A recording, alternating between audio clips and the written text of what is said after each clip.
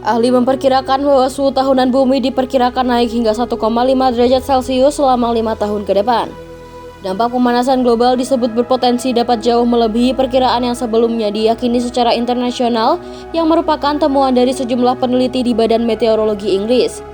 Para peneliti di lembaga tersebut mengungkapkan bahwa terdapat kemungkinan rata-rata suhu tahunan bumi akan naik lebih dari 1,5 derajat Celcius selama 5 tahun ke depan.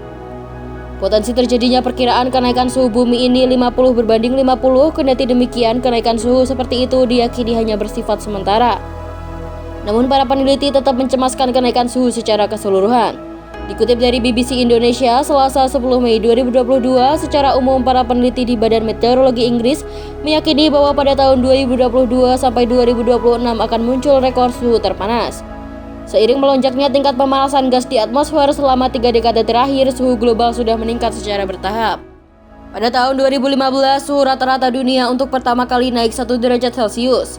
Kenaikan suhu bumi itu berada di atas peningkatan suhu setelah pra-era industri.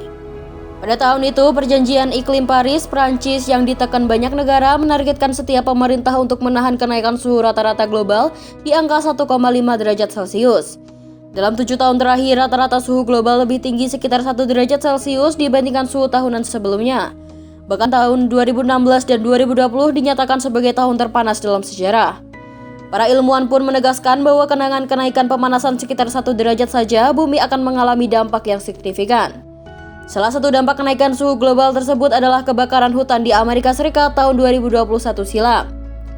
Dampak lain dari kenaikan suhu yang menyebabkan bumi makin panas yakni gelombang panas dramatis yang saat ini melanda India dan Pakistan.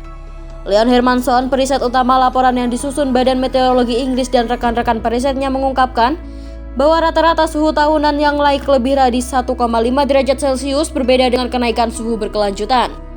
Apabila perkiraan itu akhirnya benar-benar terlampaui dalam 5 tahun ke depan, maka Hermanson menyebut suhu global akan kembali turun hingga 1,5 derajat Celcius. Kendati demikian, Hermanson mengatakan seluruh pihak bukan berarti tidak perlu melakukan antisipasi yang signifikan.